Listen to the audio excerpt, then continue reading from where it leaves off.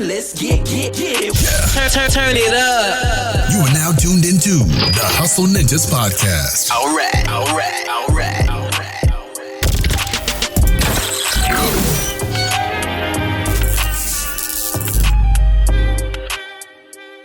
Yo, what's up? My name is Rich. We're back with another episode of the Hustle Ninjas podcast. I'm here with Tez. What's up with that? You want to introduce yourself? Yes, sir. Yo, it's your boy Dontez Akram from Cleveland, Ohio. Your boy from the 216, you know what I'm saying? Self-employed entrepreneur.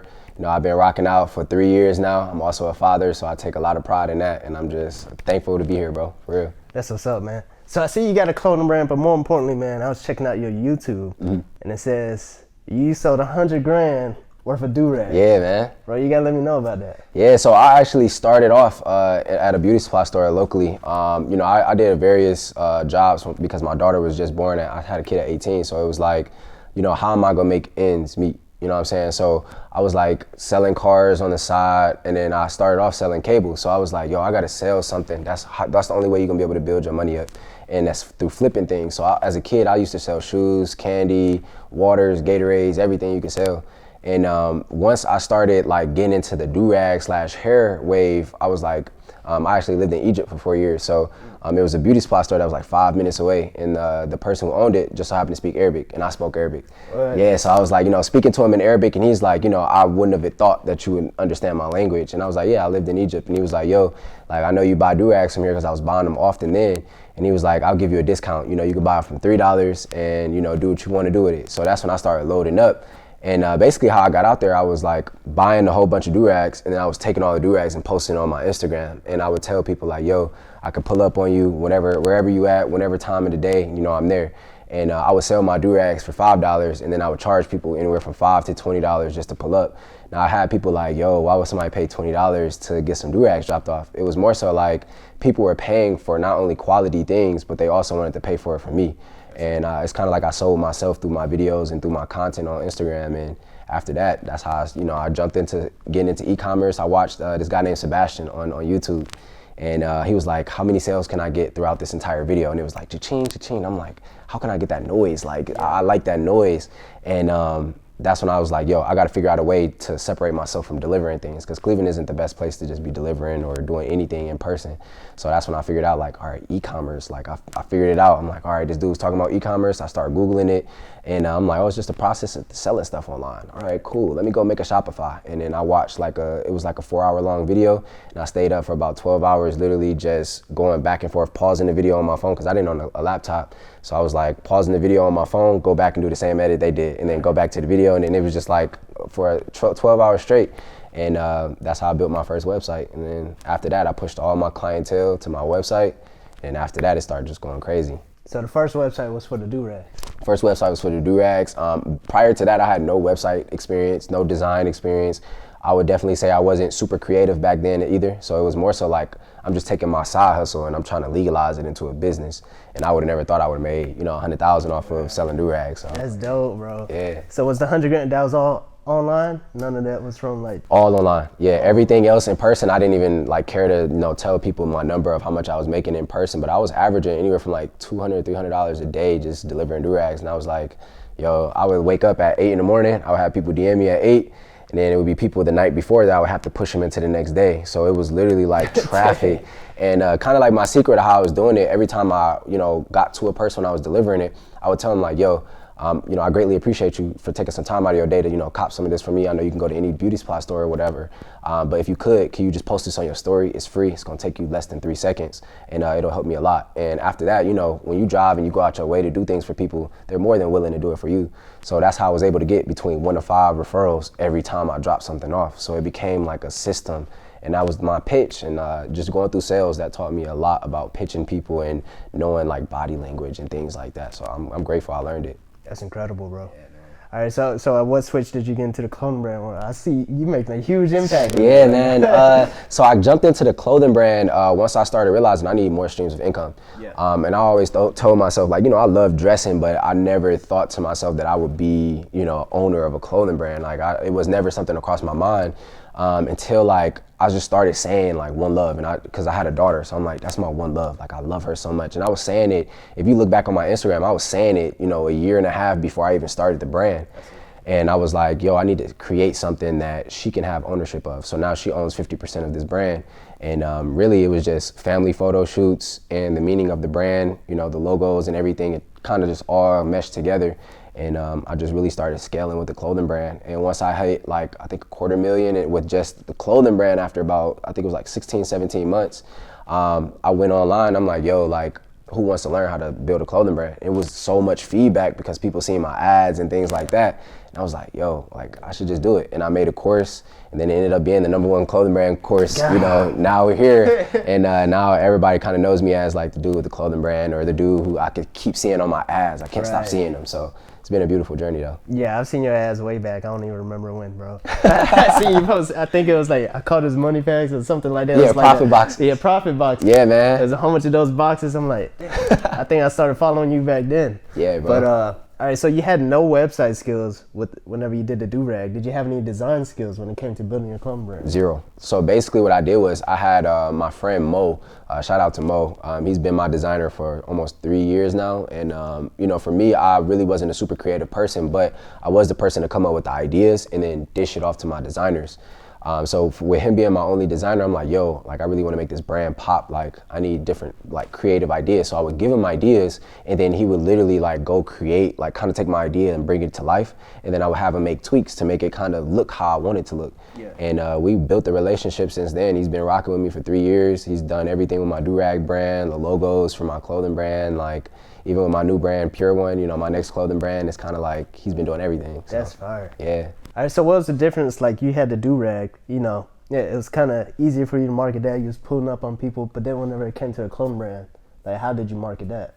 So the clothing brand, man, honestly, I was like, I did a pre-order, and that's one big secret that I tell a lot of people, even on social media. It's not a secret no more, you know, now that I've been preaching it so much, but I love giving free game.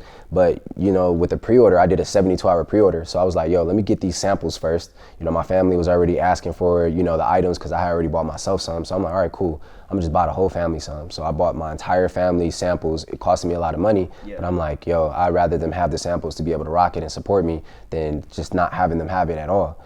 So what I did was I bought, you know, samples for myself, my daughter, and my little sister. And then we had a photo shoot with my old photographer. And once we had that photo shoot, it was so family orientated that people liked it so much that they were just willing to pay for it right there on the spot as soon as I dropped the first picture. And I was like, all right, well, I'm gonna do a pre-order, and I'm gonna get as much money in as possible to fund my first release.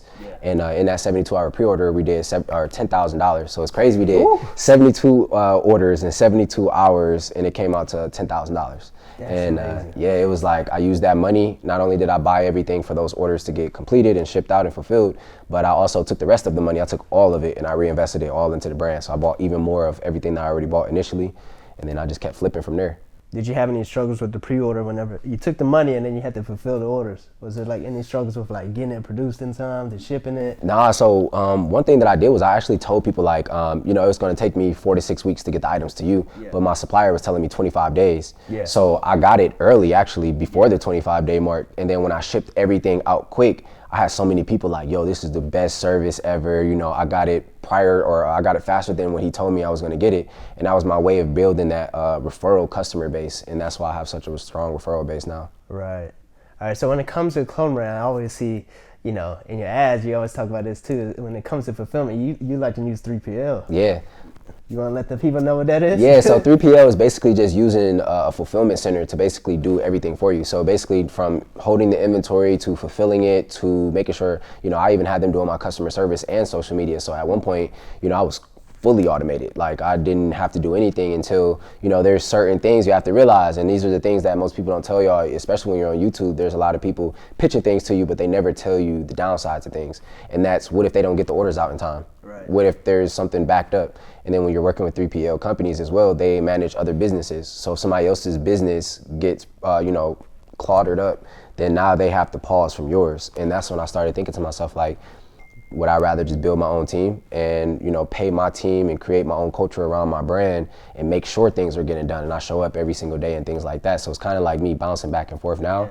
But 3PLs, man, those are no joke. So for those of you out there, if you have a brand or a business and it's flourishing and you don't want to handle the orders anymore, just search up 3PL companies. There's Shipmonk, there's Shipbob. There's so many different ones, man. And those are some of the top ones, those two right there. Just go do your research and they'll definitely take care of you. And there's no promo, yo. If they see this, I need that. All right, so there's one thing I've noticed as well, man. Your personal brand is also huge, man. Everybody has like a large personal brand or they have a large clone brand, but you're able to like, you know, manage both. And I've seen you post stories like where you got like 30 dry erase boards, bro. How do you manage your time? So honestly, man, I start my days very early. You know, I like to get up at either 6 or 7 in the morning because I feel like sleeping in, you know, the richest of the richest and the wealthy, you know, they always say, you know, I'm waking up early. And I started realizing like you have to take advantage of every hour of the day that you can get.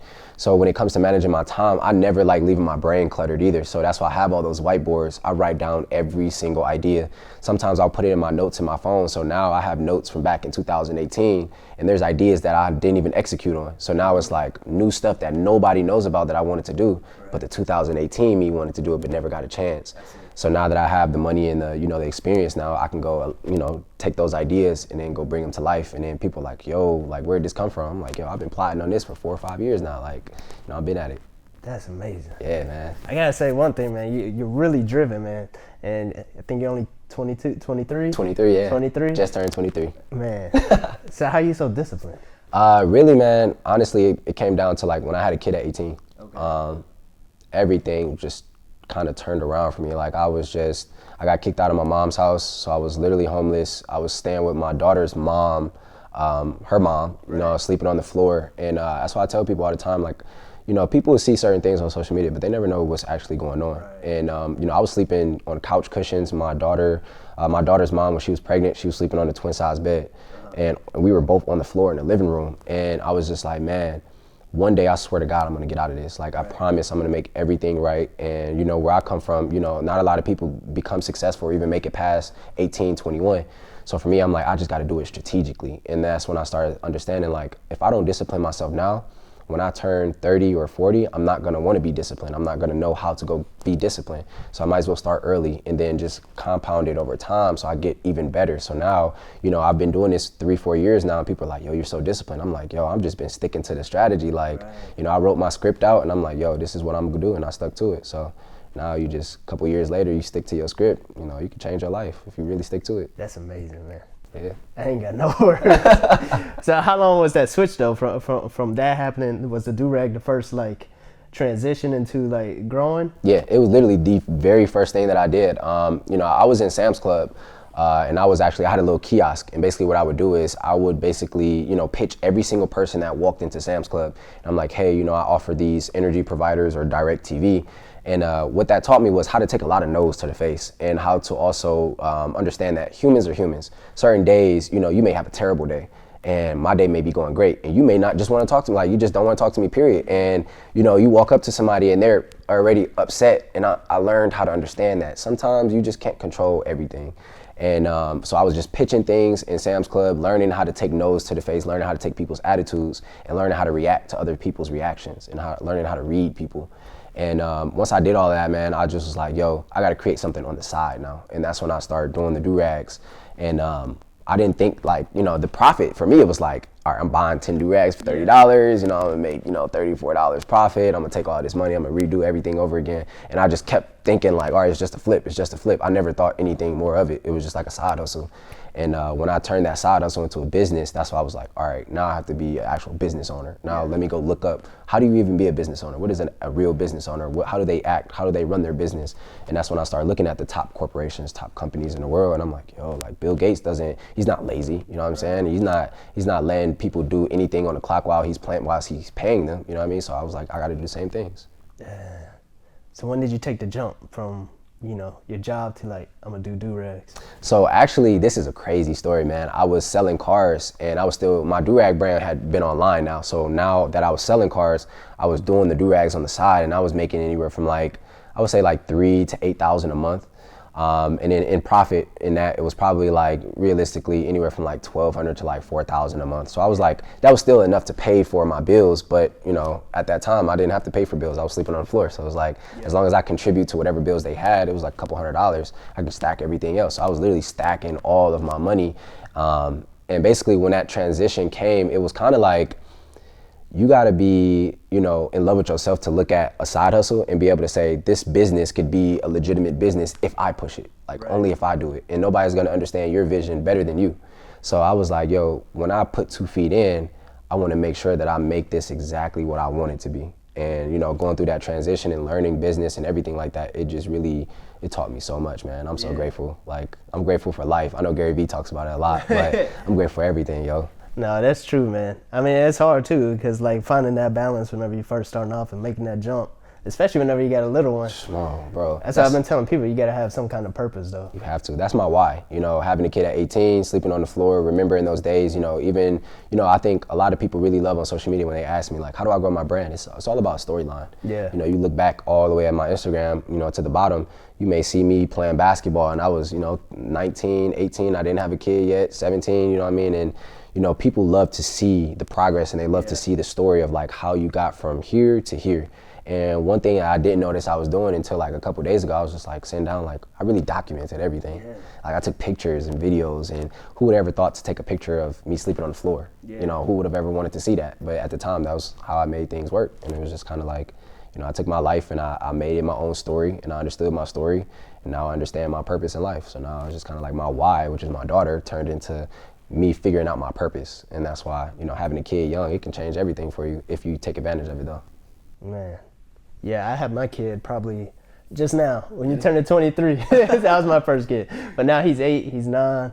And I think that's probably like one of the most important things too, is like whenever they ask like, why are you still going? Like, you know, even if we've already made it and stuff like that. I mean, there's the main reason to me, it's not even keep on going, but I'm just trying to make sure that I don't lose what I gain. Yeah. Cause I remember what it was like to not have any of this. Man, bro, for real, bro. And I know you love it, like just being a dad, bro. Like, I don't know, I would rather trade everything that I have in the world, money, clothes, everything. I'll drop everything for my daughter. And I know for a fact it's the same way for you. And when you have a kid, bro, it's just, you move different, you know, you think different. And I know for me being 23, you know, people are like, you're very wise. You think you think like an older person. I'm like, well, I have to, because I want my daughter to understand, like, look, your father's like this. I had a kid young. I don't want you to make the same mistakes as me, but you're going to have a lot more than I ever did, you know, by the time you turn 10, you know, even now she has a higher net worth than I did 3 years ago. Right. So I was like, you know, for me to build and invest and do other things, it was more so like, I'm doing this all for you. And, you know, I fell in love with it. Damn. Yeah. I think I'm gonna wrap it up with that, man. Man, so is there any last things you want to say? Honestly, I would really say to y'all, just stick to your script. And before you even stick to your script, you have to figure out your script, understand your why, understand what you want to do in life. And some people, it may come to you easy, you know, some people it may come a little bit harder. But what I can say is if you look yourself in the mirror every single day and you say, all right, I don't like this lifestyle that I'm living, but I know I'm worth more, you'll figure it out. So all I would say is just stay true to you, stay pure with everything you do, stay grateful for everything that you have. And God always finds a way, and good karma, stack your good karma, yo. But God always finds a way to make things work for you. So those are my biggest tips. You know, yeah, hopefully you guys take some gems from the things that I was able to share with you guys, my storyline. And yeah, just be great, be pure and be great, so. All right, man. So y'all gotta make sure y'all follow Tez. What's your Instagram? Yeah, so check me out on Instagram, _TheRealTez. You can look me up, Dontez Akram, but there's a bunch of fake pages. So _TheRealTez, that's it. I don't have any other pages. You can also check me out on YouTube and in Twitter at Dontez Akram, and you guys can check me out there. All right, so appreciate y'all for listening, watching. Make sure y'all comment, follow the. Dang, I haven't even dropped this podcast, so I don't even know what to say. Follow the podcast, like it, share it, and we're gonna catch y'all next time. Yes, sir. Much love, man. Appreciate it. Thank you for listening to the Hustle Ninjas podcast. We hope you enjoyed. Be sure to give us a 5-star review on your favorite podcast listening platform, and we'll see you here next time. Keep hustling. Keep hustling. Keep hustling. Keep hustling.